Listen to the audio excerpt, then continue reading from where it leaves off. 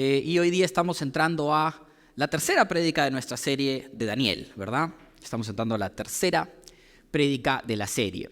Y algo que se debe haber mencionado, yo creo que esta es la primera vez que predico de la serie de Daniel aquí, pero seguramente les han mencionado, sea la semana pasada o la semana anterior a esa, que Daniel es un libro muy especial.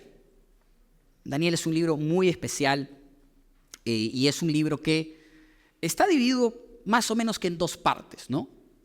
Y la primera parte, que bueno, está dividido básicamente por la mitad, ¿no? Cubre 12 capítulos y los primeros 6 capítulos son básicamente narrativa histórica, son una serie de historias que narran lo que le pasa a Daniel, que es el personaje principal del libro, si quieren, y a sus amigos, en este tiempo donde es llevado cautivo contra su voluntad de Jerusalén a Babilonia, y todo lo que le ocurre a él estando en la corte del rey de Babilonia y luego en la corte del rey de Persia.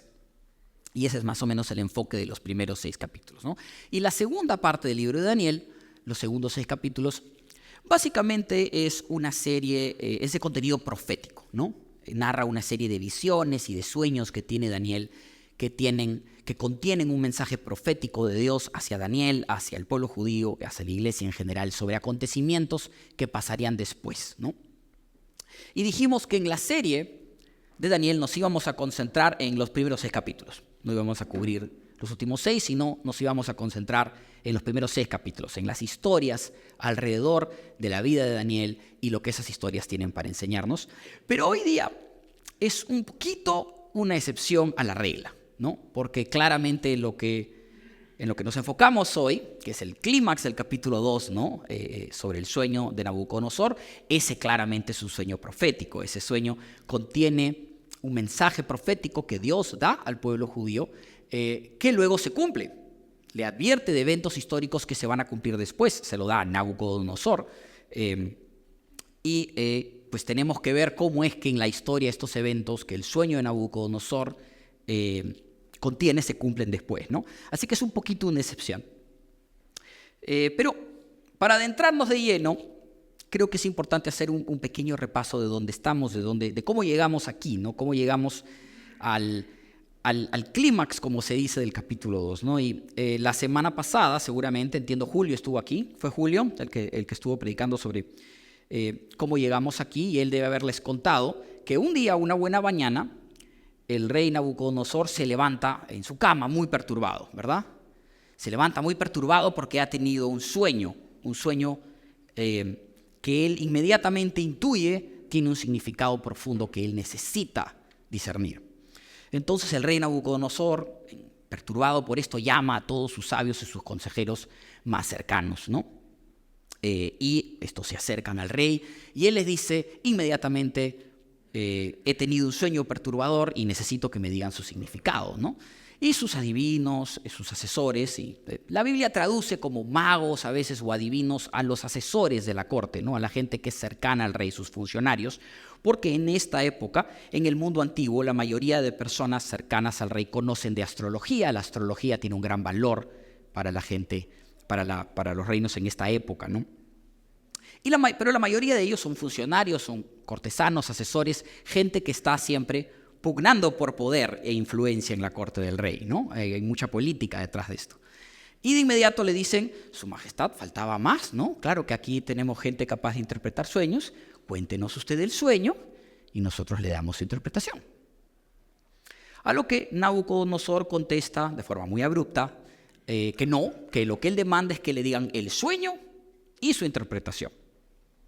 Y esto deja realmente lugar a dos interpretaciones, porque el texto no es totalmente explícito y depende de qué traducción leas, te puede dar la impresión de que es una u otra, pero en realidad no estamos seguros. Si uno estudia de fondo, no estamos seguros qué pasó, no estamos seguros si es que Nabucodonosor no se acordaba del sueño. Esto les debe haber pasado seguramente a ustedes. ¿Alguna vez se han levantado, han tenido un sueño que los ha hecho despertarse agitados, una pesadilla, pero conforme pasan los minutos ya no se acuerdan los detalles? A todos nos pasa. Entonces, quizás esta sea la situación de Nabucodonosor, o la otra interpretación, para mí la que empata mejor con el carácter de Nabucodonosor y lo que ya sabemos de Nabucodonosor, es que él intencionalmente decide no decirles a sus asesores cuál es el sueño. ¿Por qué? Porque Nabucodonosor, que ya deben haber visto en las semanas anteriores, es un tipo muy astuto, muy sagaz, no por nada llegó a ser tan exitoso en la política y en el campo de batalla. Él se da cuenta de que si les dice el sueño a sus asesores, los asesores, sus consejeros, le van a dar una interpretación que los deje a ellos bien parados. Van a tratar de manipular al rey para que haga algo que les favorezca, ¿no? Y van a decirle, oh rey, lo que los dioses te están queriendo decir con este sueño es que nos subas el sueldo a todos y nos des más poder y más tierras, ¿no? Y Nabucodonosor, consciente de esto, eso es lo que yo pienso más probable, decide no decirles el sueño y para poner a prueba que la interpretación que les den sea genuina, les pide que le digan el sueño. Y los consejeros le dicen inmediatamente, Su Majestad, eso no es posible. No tenemos cómo saber el sueño. Usted tiene que decirnos el sueño para nosotros decirle su significado. ¿Quién sino los dioses conocen los sueños? Y ellos no viven entre nosotros, ¿no? Y Julio mencionó, porque yo escuché su prédica en Miraflores también, que en esto los consejeros y adivinos tenían razón, porque efectivamente Dios es el único que conoce los sueños y el futuro, ¿no?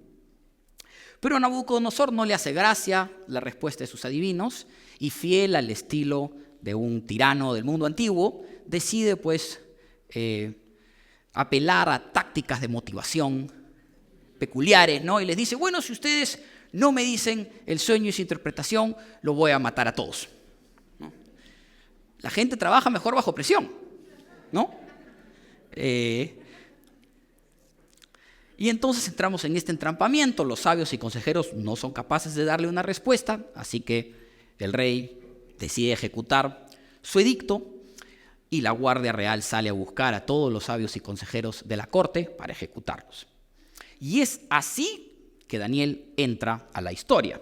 Daniel no estaba presente en esta primera audiencia del rey, donde el rey comunica que ha tenido este sueño perturbador, ¿no? Daniel estaba aparentemente en sus aposentos y él recién se entera de todo esto cuando se aparece Arioc, el jefe de la guardia, y le pide que salga, ¿no? Le pide que salga para cumplir la orden que el rey le ha dado, ¿no? Y solo ahí es que Daniel se entera y le dice a Arioc, y dice la Biblia que le pregunta con mucho tacto y sensatez, ¿por qué el rey ha dado este edicto tan violento? Y Arioc le cuenta lo que ha pasado. Entonces Daniel pide, por favor, tener audiencia con el rey, va a ver al rey inmediatamente y le pide al rey tiempo. Le pide al rey, dame un poco de tiempo, por favor, para lidiar con esto. Y luego de que el rey se lo concede, Daniel regresa y le dice, la Biblia nos dice que les dice a sus amigos que se pongan a orar. Que se pongan a orar para que el Dios del cielo revele pues este sueño y esta interpretación, que tenga misericordia de ellos, para que los salve de esta situación. Y pasa la noche y durante la noche Dios le revela a Daniel el sueño y su interpretación. Y entonces Daniel regresa a donde el rey a decirle, ya tengo el sueño y la interpretación. Y es ahí que se debe haber quedado Julio la semana pasada, ¿no? No les contó nada sobre el sueño, los dejó ahí, ¿no? Con el pan en la puerta del horno, así, ¿no? Y les dijo, continuará. Y así llegamos a hoy día, ¿no? Ahora, ¿cuál fue este sueño? Hoy día vamos a conversar sobre cuál fue este sueño. No lo hemos puesto en el texto original, estamos evitando ahora poner textos muy largos porque ya entre que el texto es un poco denso y un poco largo, se pierde un poco el impacto cuando tratamos de poner los fragmentos más importantes. Ahora sí lo vamos a leer entero. Pero sí quiero que notemos algo antes de entrar a ver esto, que es muy importante. Tomen nota de que Daniel, a la hora que ha ido a ver al rey, cuando primero lo fue a buscar la Guardia Real y le pide tiempo, Daniel en ese momento no tiene idea de si Dios le va a revelar el sueño. No es que la guardia de Arioc llega y Dios le dice a Daniel, Daniel, está viniendo la guardia a matarte, no te preocupes, yo te voy a proteger, anda donde el rey y dile que yo te voy a dar el sueño y su interpretación. Nada de esto ocurre, el texto no dice nada de eso. Daniel simplemente va a ver al rey armado de valor. Y sabemos esto porque luego la Biblia nos muestra que cuando Daniel regresa le dice a sus amigos, oren, Oren, porque acá puede pasar cualquier cosa. Este tipo es bravo. Y es ahí que comienza la historia, ¿no? Y el sueño se describe en los versículos 31 al 35, y lo voy a leer, y dice así, ¿no? Daniel está narrándole a Nabucodonosor el sueño. Y dice así: en su sueño, su majestad veía una estatua enorme, de tamaño impresionante y de aspecto asombroso. La cabeza de la estatua era de oro puro, el pecho y los brazos eran de plata, el vientre y los muslos eran de bronce, y las piernas eran de hierro, lo mismo que la mitad de los pies, en tanto que la otra mitad era de barro cocido. De pronto, mientras usted contemplaba la estatua, una roca fue cortada, pero no por manos humanas. Esta golpeó e hizo pedazos los pies de hierro y barro de la estatua. Con ellos hicieron añicos el hierro y el barro, junto con el bronce, la plata y el oro, que se volvieron como paja en la era del verano. El viento los barrió sin dejar rastro, pero la roca que golpeó la estatua se convirtió en una montaña enorme que llenó toda la tierra. Tremendo sueño, ¿ah? Es entendible por qué Nabucodonosor estaba tan perturbado. Y luego Daniel empieza a contar su interpretación. Pero antes de entrar a contarles la interpretación que Daniel describe, yo creo que hay 3 grandes temas en este sueño. Mire, cada vez que la Biblia contiene una profecía, tiene 2 propósitos. Cuando la Biblia señala proféticamente que algo va a ocurrir y luego vemos nosotros en el tiempo su cumplimiento, ahí hay un propósito. El propósito es advertirnos de algo que va a pasar y mostrarnos el poder de Dios, la omnisciencia de Dios, omnisciente que lo sabe todo, el hecho de que Dios, demostrarnos que Dios realmente conoce el futuro y realmente está en control de todas las circunstancias, y mostrarnos a través de eso cuán grande y cuán poderoso es Dios. Pero en estos textos proféticos también siempre hay una enseñanza para la iglesia. Y esa enseñanza es válida en todos los tiempos. El punto del texto profético no es solo advertirte de un hecho histórico puntual que va a ocurrir. Hay una enseñanza para la iglesia que siempre está vigente, no importa cuándo sea la profecía. Y hay 3 profundas enseñanzas, creo, en este sueño que me gustaría desarrollar a lo largo del mensaje de hoy. Y la primera enseñanza, el primer tema, la primera idea fuerza, como se dice ahora, que hay en este sueño y que hay en toda esta interacción de Daniel con Nabucodonosor, es que Dios es la única fuente de autoridad y de poder en el mundo. Toda autoridad y todo poder que el ser humano obtiene en el mundo viene de Dios. Y quiero mostrarles varias instancias de cómo esto ocurre y de cómo Daniel reconoce esto. Si retrocedemos un poquito, antes de que empiece el sueño, en el versículo 30, vamos a ver un poco cómo comienza la interacción de Daniel cuando regresa a la corte a contarle al rey su sueño. Y la interacción empieza con Daniel diciéndole al rey de forma muy intencional y muy clara que todo el crédito por la revelación del sueño y su interpretación, todo el crédito se lo debe llevar Dios. Así es como empieza Daniel. Empieza diciéndole, por si acaso, le dice así, por lo que a mí me toca, le está hablando Daniel a Nabucodonosor, este misterio me ha sido revelado no porque yo sea más sabio que el resto de la humanidad, sino para que su majestad llegue a conocer su interpretación y entienda lo que pasaba por su mente. O sea, de cajón, Daniel está diciéndole, esto no es que yo sea un tipo muy capaz y muy capo, un gran adivino, sepa mucho de astrología, soy más hábil que todos tus demás consejeros, no. A mí Dios me ha revelado esto de forma totalmente sobrenatural para que tú lo sepas, de entrada. Y luego, no deteniéndose ahí, es lo primero que le dice Daniel, y luego, no parando ahí, lo siguiente que hace Daniel, luego de contarle el sueño, es que le dice, al iniciar el relato de la interpretación del sueño, le dice al hombre más poderoso del mundo conocido, por si acaso, todo lo que tú tienes te lo ha dado Dios. Y tú dependes totalmente de Dios. Y se lo dice así en los versículos 37 y 38. Su majestad es rey entre los reyes. El Dios del cielo le ha dado el reino, el poder, la majestad y la gloria. Además ha puesto en sus manos a la humanidad entera, a las bestias del campo y a las aves del cielo. No importa dónde vivan, Dios lo hizo el gobernante de todos ellos. Usted es la cabeza de oro. Entonces le está diciendo, en tu sueño, esta estatua enorme con una cabeza de oro, tú eres la cabeza de oro. Tú eres la cabeza de oro, esa parte de la estatua te simboliza a ti. Pero de frente le dice, pero todo lo que tienes se lo debes a Dios. Dios te lo ha dado. Todo el crédito por interpretar y revelar el sueño es de Dios. Todo el crédito por el poder, el reino que tienes, los soldados que tienes, la riqueza que tienes, es de Dios.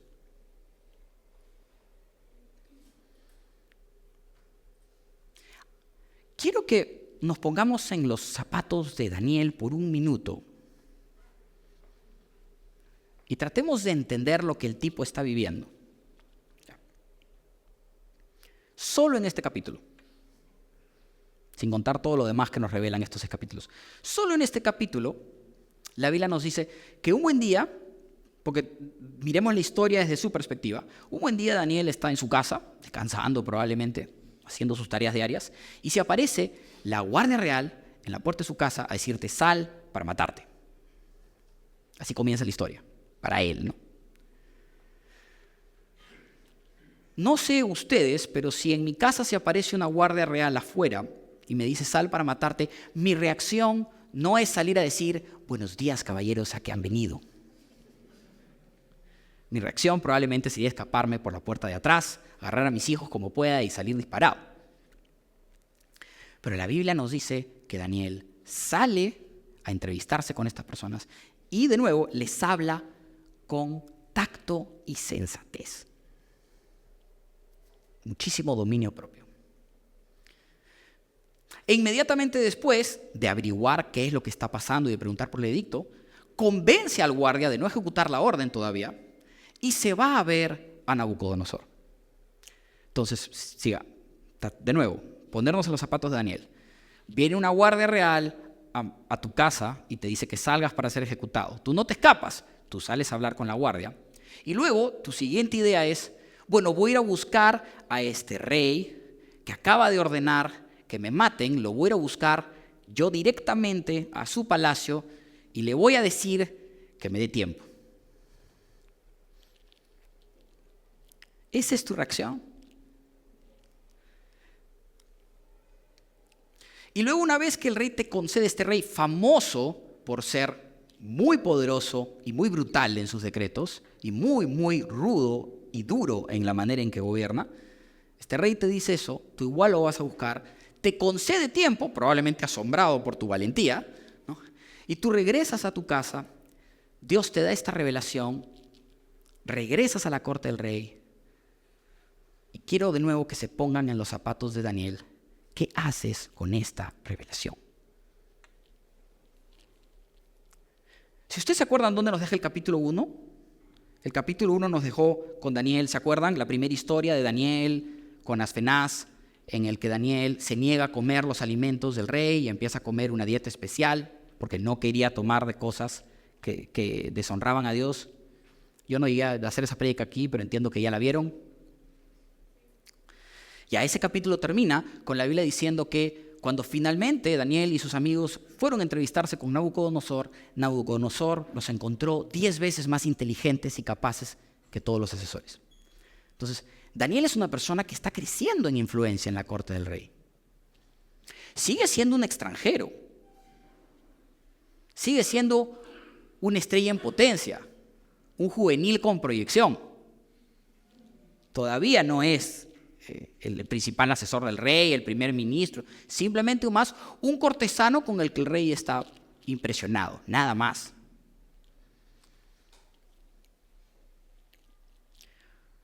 ¿No creen ustedes que si ustedes estuvieran en esa posición y de repente Dios les da una revelación que ustedes saben que les permitiría ganar influencia sobre el rey, les permitiría quedar mejor que todos los demás asesores y consejeros, quedar como más capaz, más inteligente, más sabio y utilizar eso para tener más poder, para tener más autoridad? ¿No se sentirían tentados a hacer eso? ¿No se sentirían tentados a decir, oh rey, yo, Daniel, utilizando todo mi conocimiento y mi ciencia, he encontrado tu sueño y su interpretación? O darle crédito a Dios de una forma más indirecta, ¿no? Oh, yo, Daniel, porque bueno, gracias a Dios, Dios me ha hecho tan inteligente y tan sabio y tan capaz. Pero eso no es lo que Daniel hace. Hay dos cosas que yo veo en Daniel que tienen mucho que ver con esto de que Dios es la única fuente de autoridad y poder.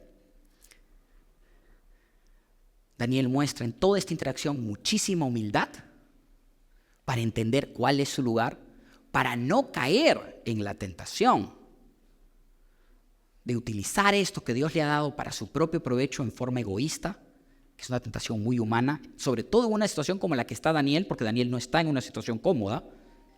Daniel sigue siendo un extranjero que está ahí forzado, secuestrado, ante una corte donde tiene muchos enemigos. Su vida está en peligro en todo momento, por más que se acerca al rey. Y tiene mucha humildad Daniel para resistir esta tentación. Y también hay mucho valor en Daniel. Hay mucha valentía en Daniel para continuamente tomar decisiones que ponen su vida en riesgo. ¿De dónde saca Daniel esta humildad y esta valentía? ¿De dónde la saca? La saca de creer de verdad que Dios es la única fuente de autoridad y poder. De creer en esa parte de la interpretación donde le dice: Su majestad es rey entre reyes porque el Dios del cielo le ha dado el reino y el poder. Tienes que realmente creer que no hay nada que el mundo pueda hacerte, no importa cuán poderosa sea esa persona. No hay nada que ningún rey, ni el Estado, ni nadie te pueda hacer si Dios no lo permite. Tienes que realmente creerlo para comportarte como Daniel se comporta. Y no es una cuestión de creerlo nomás. ¿Qué ocurre cuando Daniel regresa de su primera reunión con el rey y va a buscar a sus amigos? ¿Qué les pide? Les pide que oren por él. Su primera prioridad es: oremos a Dios para que Dios intervenga. Porque de nuevo, esto no es como otras historias de la Biblia, como Moisés, por ejemplo, o el rey David, donde Dios, antes de ir a entrevistarse con alguien, les da una revelación especial y estás yendo: bueno, ya sé que tengo a Dios detrás mío. No. Aquí Daniel se le está jugando. Acá Daniel, nadie le ha dicho: yo te voy a dar, Dios no le ha dicho: yo te voy a dar el sueño. No. Daniel se le está jugando con la poca información que tiene a la mano. Y luego recién va a ir a buscar a Dios. Esa frase donde él regresa y le pide a sus amigos que oren muestra mucho de dónde Daniel saca la humildad y la valentía de una vida devocional, de intimidad, de oración constante con Dios. De constantemente buscar a Dios, de pedirle a Dios constantemente: dame, Señor, discernimiento para saber qué hacer en estas situaciones tan peligrosas, tan complicadas. Es esa vida de oración la que te da la fe para creer que Dios puede obrar de formas maravillosas y sobrenaturales donde parece que la cosa está muy complicada y no hay esperanza. Entonces, esa es la primera idea fuerza para mí, ¿no? El primer gran tema de este sueño es que Dios es la única fuente de autoridad y poder. El segundo tema, la segunda idea, la segunda enseñanza de este sueño, que es muy claro, es que todo imperio y autoridad en esta tierra va a perecer. Todo imperio y autoridad en esta tierra va a perecer. Y eso lo vemos en el mismo sueño, ¿no? Si volvemos a ver los versículos 34 a 36, dice: de pronto, mientras usted contemplaba la estatua, de nuevo le está hablando Daniel a Nabucodonosor, una roca fue cortada, pero no por manos humanas. Esta golpeó e hizo pedazos los pies de hierro y barro de la estatua, y con ellos hicieron añicos el hierro y el barro, junto con el bronce, la plata y el oro, que se volvieron como paja en la era del verano. El viento los barrió sin dejar rastro alguno. Sin dejar rastro alguno. Ahora, yo dije al comienzo que toda profecía en la Biblia tiene propósito específico, tiene una advertencia específica de Dios a la iglesia sobre eventos que van a ocurrir en el tiempo. Cada vez que la Biblia nos dice tal cosa va a pasar, su propósito es advertirnos de qué va a pasar y luego, a través de su cumplimiento, mostrarnos la omnisciencia y el poder de Dios, ¿no? Y eso se cumple aquí. Todas estas cosas que aparecen en el sueño de Nabucodonosor se cumplen en la historia. Y podemos hacer un breve repaso de qué exactamente pasó. de qué son esta estatua hecha de oro, de plata, de bronce, de hierro y al final de hierro mezclado con barro. Daniel le dice de frente a Nabucodonosor: tú eres la cabeza de oro. Y de ahí le dice: después surgirá otro reino inferior al suyo. Esto es lo que le dice: después surgirá otro reino inferior al suyo, en el versículo 39. ¿Cuál es ese reino inferior a Babilonia? Persia. ¿Dónde lo vamos a ver? Bueno, pueden abrir cualquier libro de historia y van a ver que efectivamente el imperio persa o el imperio medo-persa o el imperio acaménido, son muchos nombres para básicamente la misma entidad geopolítica, va a conquistar Babilonia un tiempo después. Y es más, esto lo pueden encontrar en Daniel 5. En Daniel 5 está la perspectiva bíblica de este evento histórico que pueden encontrar en cualquier libro de historia. Heródoto escribió sobre esto, de cómo el imperio persa conquista Babilonia, ¿no? Ese es el reino inferior al suyo. Y luego de la Biblia dice que luego vendrá un tercer reino que será de bronce y dominará sobre toda la tierra. ¿Cuál es el reino de bronce que domina sobre toda la tierra? Grecia. Grecia. Paciencia. Grecia, todavía. ¿Cómo sabemos qué es Grecia? Grecia conquista Persia. De nuevo, esto es básico. Cualquier libro de historia antigua van a encontrar que Grecia conquista y absorbe Persia. ¿Cómo sabemos que es Grecia? Porque dice que dominará sobre toda la tierra. Y si vemos por extensión territorial y consideramos el mundo conocido de esta gente, la extensión territorial a la que llegó Grecia parecía que dominaba absolutamente toda la tierra. Llegó a tener mucha más extensión que Babilonia o el imperio persa. 250 años después de esto, Alejandro Magno estaba invadiendo India, para que se den una idea hasta dónde llegó. Babilonia está en Mesopotamia, en lo que hoy día sería Irak, traten de ubicarse en un mapa, ¿no? Un imperio de muchísima extensión. Entonces el reino de bronce es Grecia. Y luego la Biblia dice, en el versículo 40, Daniel le dice a Nabucodonosor: finalmente vendrá un cuarto reino, sólido como el hierro, y así como el hierro todo lo rompe, destroza y pulveriza, este cuarto reino hará polvo a los otros reinos. Y aquí sí se están refiriendo a nuestros amigos del Imperio Romano. Roma es la parte de hierro de la estatua. ¿Por qué hierro? La comparación es sencilla. ¿Cómo fue que el Imperio Romano se expandió tanto, llegó a absorber y a concentrar tanta autoridad? Por la fuerza. La gran innovación del Imperio Romano, aparte de los caminos y los acueductos, la que realmente le permitió conquistar el mundo conocido alrededor del Mediterráneo, es su ejército. Roma fue básicamente el primer imperio en tener lo que hoy llamaríamos un ejército profesional. En la antigüedad casi todos los ejércitos eran simplemente reclutas, o agarrabas a los campesinos y por un tiempo los llamabas, les enseñabas a usar armas y los llamabas para hacer campañas militares, pero Roma fue el primer imperio en tener un ejército, las legiones romanas, ¿no? Soldados profesionales, su trabajo diario es ese, que ganan un sueldo fijo con una estructura jerárquica clara. Todo eso es una innovación romana. No existía, no en esa dimensión antes de Roma. Por eso es que es el reino de hierro. Y efectivamente Roma destrozó y pulverizó a todos los demás. Absorbe todos estos imperios de los que hemos hablado. Entonces, Babilonia, Persia, Grecia, Roma, ¿no? Las profecías del sueño se cumplen. La cosa luego se pone más complicada, ¿no? Luego, la Biblia nos dice: usted veía que los pies y los dedos de la estatua eran mitad hierro y mitad barro cocido, pues será un reino dividido. Sin embargo, tendrá aún la fuerza del hierro, aunque haya sido hierro mezclado con barro. Y como los dedos de los pies eran mitad hierro y mitad barro, este reino será parcialmente fuerte y parcialmente débil. Y como el hierro mezclado con barro, así el pueblo será una mezcla y no permanecerá unido, como tampoco se unen el hierro y el barro. Aquí es más complicado. Acá la cosa se pone más difícil, ¿no? ¿A qué se refieren estos versículos? Depende a quién le pregunten. Aquí ya entramos al campo de la escatología, la rama de la teología que estudia los últimos tiempos.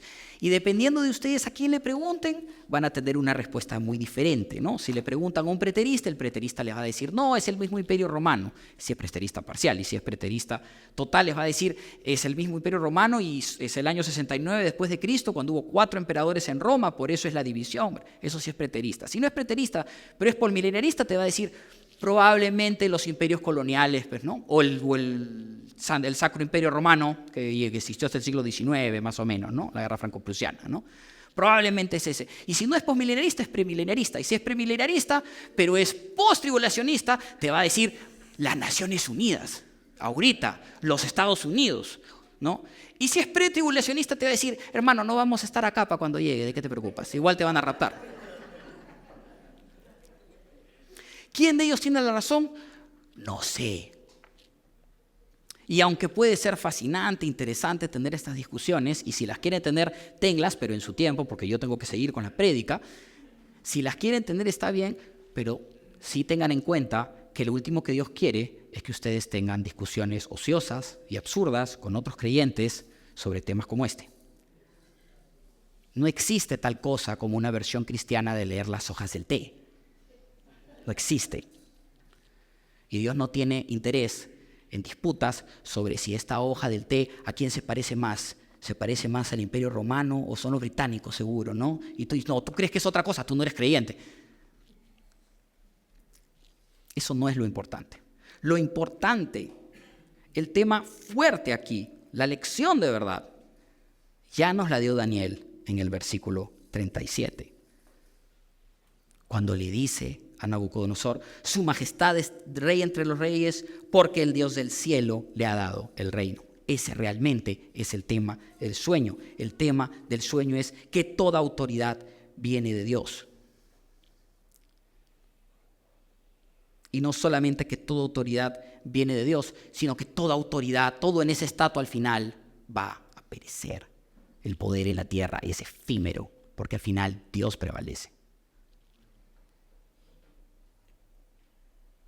Después de que Daniel le da la interpretación, vemos la reacción de Nabucodonosor en los versículos finales del capítulo 2. Y la Biblia dice que al oír esto, el rey Nabucodonosor se postró ante Daniel y lo honró y ordenó que se le presentara una ofrenda e incienso. Y dijo, tu Dios es el Dios de dioses y el soberano de los reyes. Tu Dios revela todos los misterios, pues fuiste capaz de revelarme este sueño misterioso. Y que luego el rey puso a Daniel en un puesto prominente y lo colmó de regalos. Lo nombró gobernador de toda la provincia de Babilonia y jefe de todos sus sabios. Y a solicitud de Daniel nombró a Sadrach, Mesach y Abednego, administradores de la provincia, y Daniel por su parte permaneció en la corte real.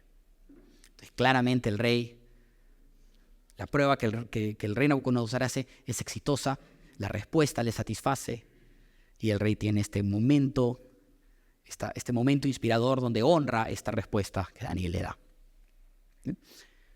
Hay un detalle genial que no quiero dejar de mencionar en todo esto, ¿no? Ustedes saben, porque quiero ponerme en los zapatos de Nabucodonosor cuando recibe esta explicación y esta interpretación, ¿no? Porque en la religión de Nabucodonosor, la religión sumeria, que es politeísta, hay una divinidad, y esa divinidad se llama Enlil, es un dios en forma de montaña. Y en esa religión, ese dios montaña controla los aires y los vientos. Y en el sueño de Nabucodonosor, una piedra cortada por manos no humanas destruye la estatua y se convierte en una montaña gigante. Y los vientos se llevan todos los escombros de la estatua hasta que no queda nada. Dios hablándole a Nabucodonosor en un idioma que él conoce, a través de símbolos que él conoce y que probablemente el mismo Daniel ignoraba. Hay mucho poder en ese tipo de símbolos, ¿no? De la manera en que Dios nos conoce.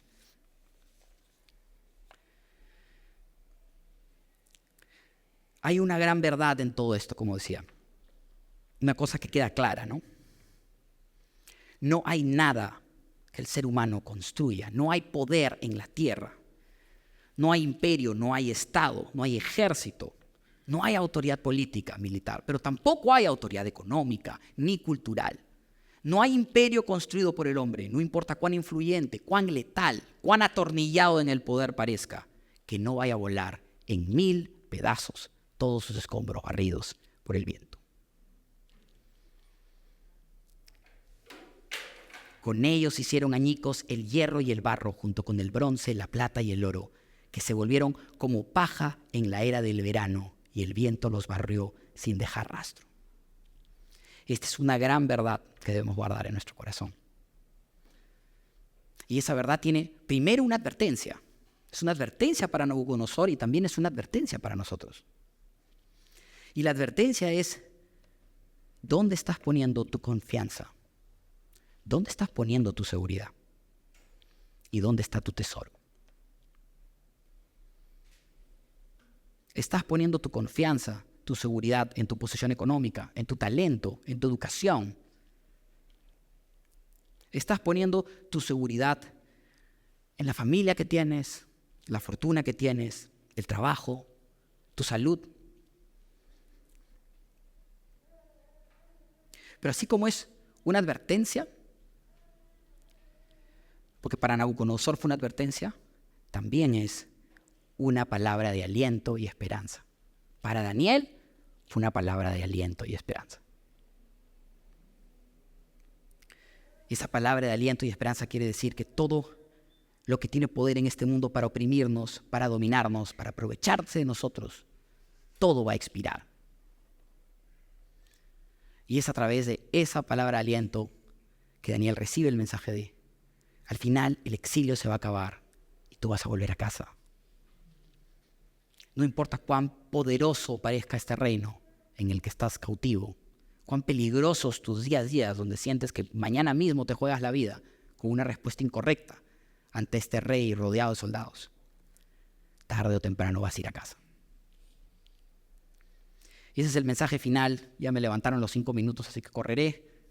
Es el mensaje final, pero para mí el más importante, que es que nuestra esperanza está en un reino eterno.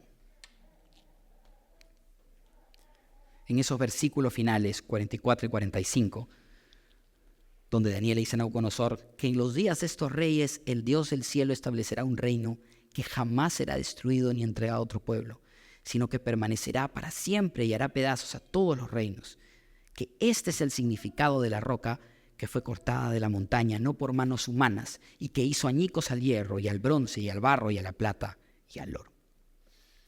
Una roca cortada de la montaña por manos no humanas. ¿A quién creen que se refiere Daniel?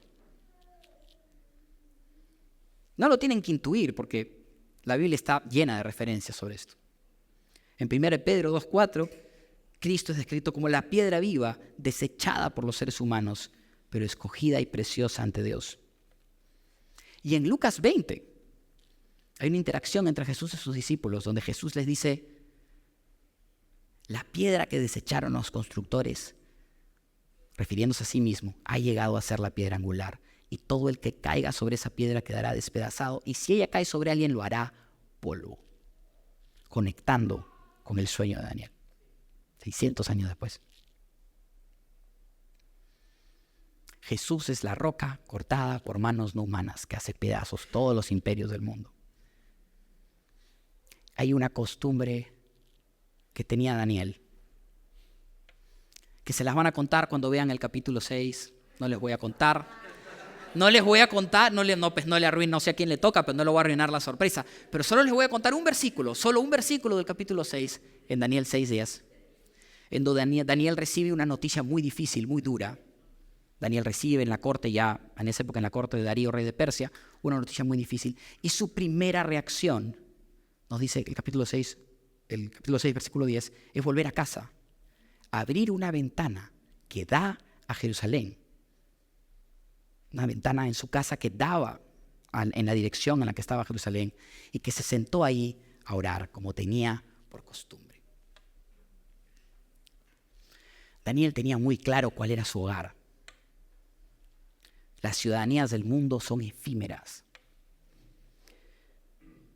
Los poderes de este mundo, por seductores que sean, así como todo el poder de Babilonia que estaba continuamente rodeando, asustando y tentando a Daniel, tentándolo con, trata de ganar influencia en la corte, vuélvete más importante, acumula riqueza aquí. Daniel vio que toda esa seducción, todo ese poder, al final estaba condenado a ser pulverizado. En medio de la persecución, de la opresión, de las injusticias que experimentamos en este mundo constantemente, la historia de Daniel nos llama a no perder de vista el mensaje de aliento y esperanza detrás de su sueño. Ese mensaje fue para Daniel como para nosotros, que nuestro exilio llegará a su fin, que Jesús volverá y que todas las estructuras diseñadas por la humanidad, todos estos imperios de egoísmo y opresión que nos hacen la vida difícil, todos serán aplastados por el reino de Dios. El llamado de Daniel fue más que simplemente servir a Babilonia o a Persia como cortesano, como asesor en la corte. Su llamado fue incluso más que cuidar a su pueblo en el exilio, que ya era un recado importante. El verdadero llamado de Daniel. Y Daniel ni siquiera lo llegó a comprender en vida por completo. En sueños lo recibió, pero nunca la tuvo tan clara. Pero su verdadero llamado fue anunciar la venida de Cristo. Su llamado fue anunciar la piedra angular desechada por los constructores que hace volar en 1000 pedazos todo lo que está mal con el mundo. Y nuestro llamado es el mismo. Nuestro llamado es preparar la segunda venida de Jesús. Es vivir una vida que dice, venga tu reino. Implica creer sin descansar y trabajar sin desesperanzarse por un mundo en donde los que lloran son consolados, los que están cansados y cargados encuentran reposo, los que tienen hambre y sed de justicia son saciados. Y nunca perder la esperanza ni el gozo en que el reino de Dios viene y viene pronto. Nunca hay que perder la esperanza.